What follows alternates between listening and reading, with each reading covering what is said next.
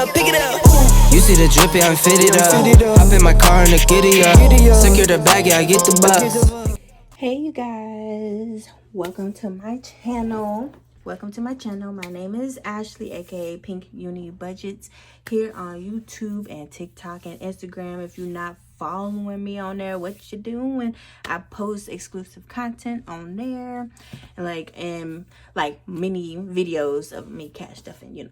But I know you see the cash, I know you see the Baddies and Budgets workbook, but I'm doing a quick cash stuffing, and then I'm gonna talk about my top 5 budgeting tips from what I learned in the last 2 years of me starting this journey. So I finally finished cashing out.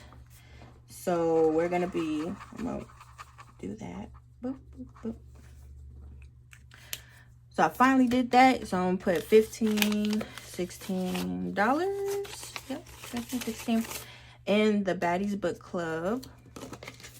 And I did put which book I finished reading at the bottom, so I know which books that I read or whatever. But if you have any good books, put some recommendations down in the comment section down below so we can read. I want some really good financial books. Today's the 10th and we put 16. So which book should we read next? I know there's her first 100K that I do want to read. So I do want to start with that. And let me see. I do have her, yeah, her first 100K. The Financial Feminist has a book too. So if any other books that you would like to read, put down some good recommendations, because I love to read too. So I know she has some recommendations right here, and cashing out, I'll put like a picture like right here or whatnot, so you can kind of see what I was reading. And it is really good book. Like I would say, take some time to read it. Like it talks all about building like relationships and all that type of stuff, around talking around money and all that type of good stuff. And oh, here it is. I think that there it is. Okay, the finance books worth reading. So we could pick one of these. I already read Rich Dad Poor Dad, Think and Grow Rich.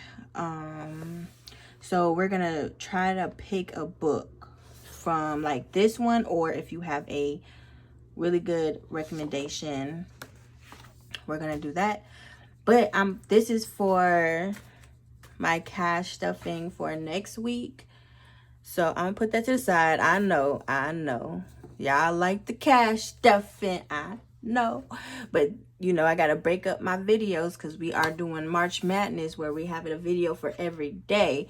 So we will be talking about today, and what is linked, like what you see in the title, is my top 5 things that I've learned within my 2 years of budgeting.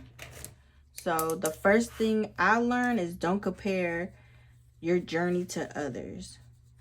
Don't compare, because I know it's very hard. I went through that whole thing of being like, dang, I wish I could stuff that much money. Or, you know, like, especially you see these large cash stuffings on YouTube.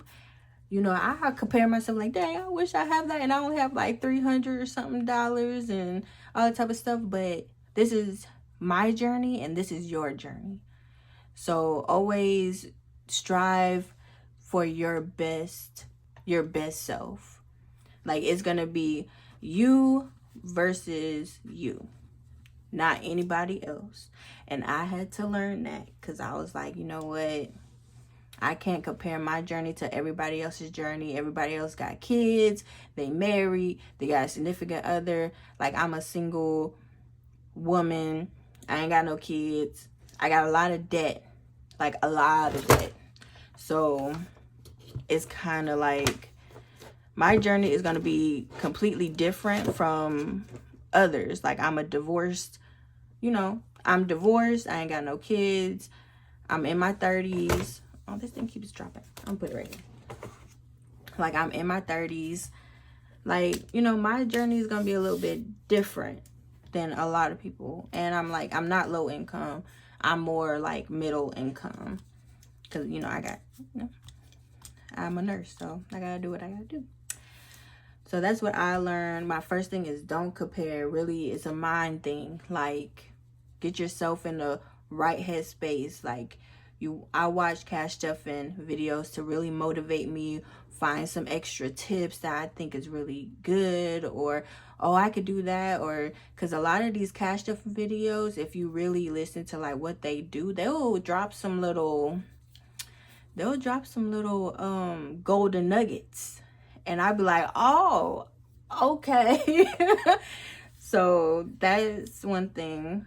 Really, don't compare. It's you versus you, and just really take that time to learn and see what works best for you. Like, I know I can't do the automatic transfers. Doesn't work for me. I'll transfer it right back. Like for real. I'll just transfer it right back. That's why I have to take the money out and actually cash stuff it, and that's how I really do save money.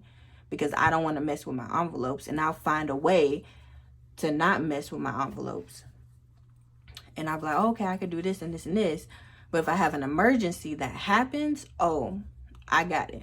It was like, I'm not broke, but I ain't got money for just any frivolous things, Number 2, creating a realistic budget. Dang, I made a whole word, y'all. Creolist. Oh, Lord. I'm just saying, be realistic. Be realistic. I made a whole word. Creolist. If that's a word, let me know. But be realistic with your budget. That is 100%. If you the type of person to spend like $100 on DoorDash, don't budget yourself $20 for fast food. I'm just being real. Don't come for my throat. Don't come for my neck. I'm just saying, be realistic. Like, if you want to cut down, I would say you spend $100 on fast food, cut down to like $75. And then see if you can cut it down more. But your grocery budget might, don't spend $200 at the grocery store and still spend $150 on fast food. Because I know I've been through that. Like, that whole pitfall, I have been there. Where I was like, okay, I'm going to cook. I'm going to do this. And then I don't feel like cooking. I'm hungry now. I want to go out to eat. Like, that is something that I've learned. And I've gotten a lot better. I actually gotten a lot of quick meals at the grocery store. Like my pot pies. I love me some pot pies, girl. I grab all my pot pies and all my things that are quick to grab when I'm on the go type things. So that's kind of what helped me during the grocery side. And stop, eating like fast food. Make sure you get your chips. Make sure you get your snacks. Make sure you get all that stuff at the grocery store. And, cut down that fast food. But now with these prices, I know some people be like, well, groceries and fast food looking like they going hand in hand. Groceries used to be, $200. Now looking like DoorDash is creeping up in price too. So now it's like you gotta pick and choose. You can't do both because it is digging into your pockets. It's digging into your pockets, girl. So we gotta pick and choose, and we gotta stick with it. We gotta be realistic. Yeah, make sure you tailor make your budget to you. Like, it's gonna be very customized to you, your income, how much you spending, how much you bringing in, all that stuff. Number 3. Starting small. Like, that is something else that I've learned. is really starting small.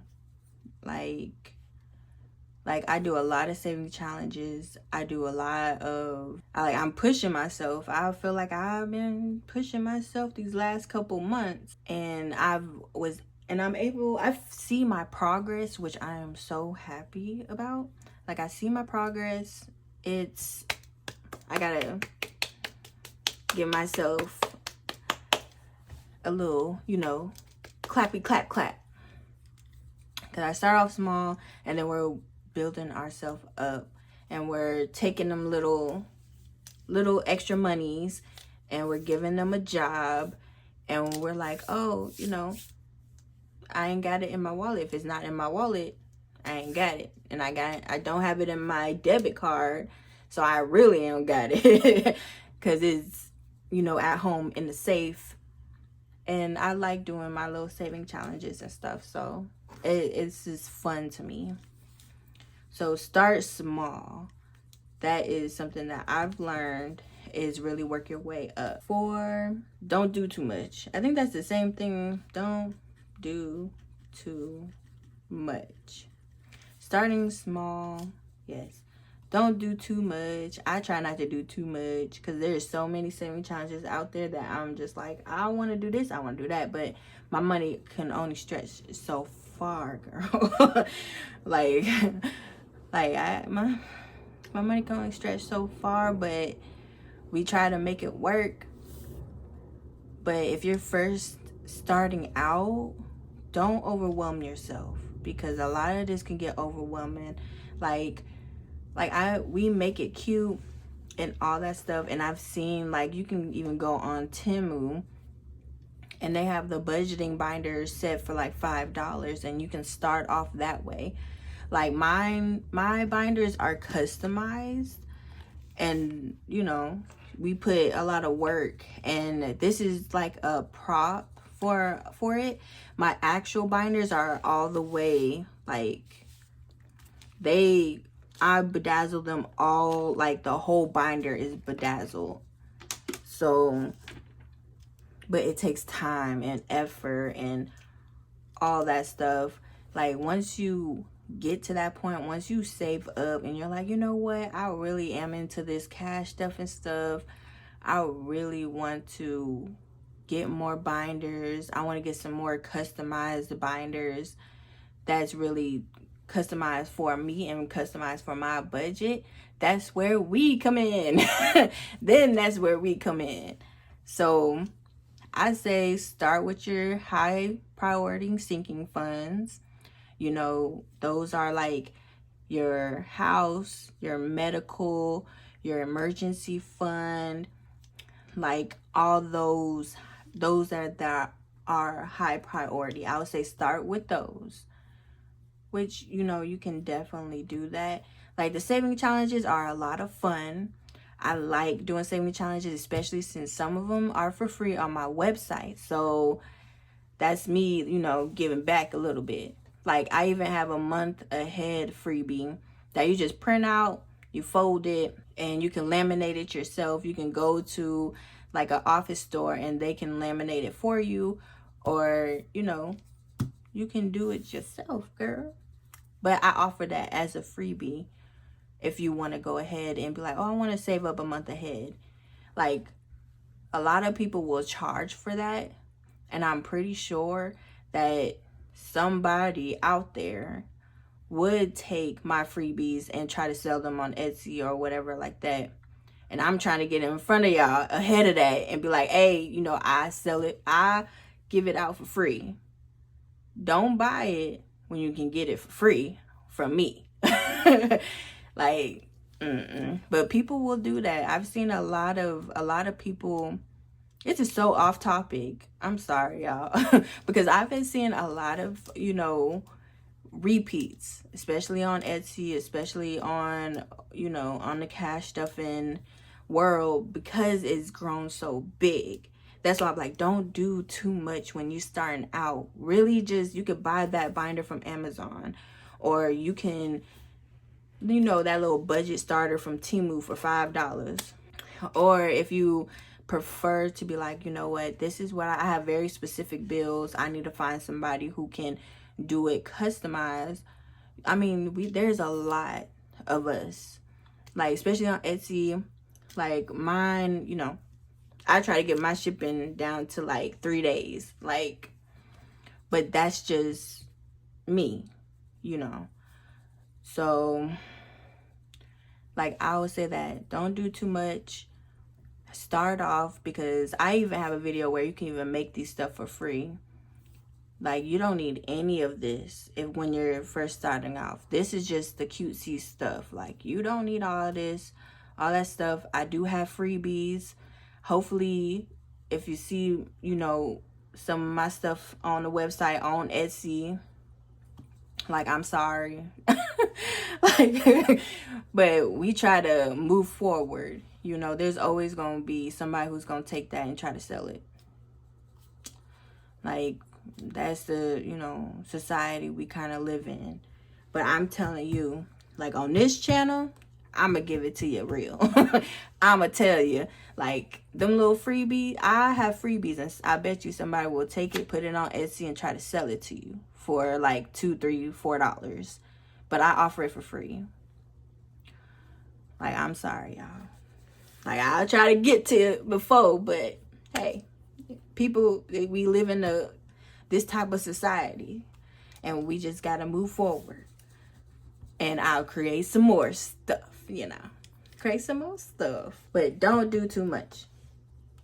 And I will be doing a giveaway. Ooh, let's do a track. Okay, number 5, track your spending. This is the hard.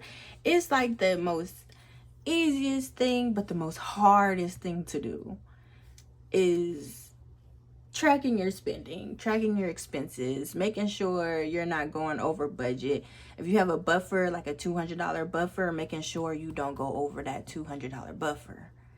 Especially like when it comes to Amazon and stuff like that. I have 2 accounts. One is for bills, one is for spending. And sometimes with Amazon, they won't take that money out until they ship your products. So you have to be careful not to overspend. If there's something like that won't be shipped until like a week after, you know, a couple of days after, they won't take that money out. So if you think that you have some extra money, or you think that money's already been taken out, you gotta track your spending. Track your spending, because that thing put me in the bind quite a few times in the past. So that is one thing, tracking your spending. I do need to make, like, I also have a freebie. I do have a freebie on my website with, you can do weekly check-ins. So you can look at how you're spending. You set this much amount, and then you look, if you were going over budget, then now you're like, okay, I need to put more money in my grocery fund, like we did in my other weekly check-in. If you haven't seen that one is so funny, it's hilarious. But that one is really, it'll show you like, oh dang, I put like $150 for my groceries, and I went over like I end up spending like almost $226, something around that. And I was like, okay, I know now I have to up my grocery budget. And, you know, you kind of work your way through it, where you'll be like, okay, you have money left over in your envelopes because you're tracking it. We do weekly check-ins. So, and that'll be my next video after this one. It'll be up tomorrow, where I'll do my weekly stuffing for the week. And we're just gonna be tracking it. I try to do it bi-weekly, but you know, I can only stuff like how much I really have. So it's like, this is pretty fun, but it can get a bit much, because I just took money out the ATM, and then I just went to the store and got changed because the bank was closed or whatever. But that is what I've been doing, is tracking my spending. Yeah.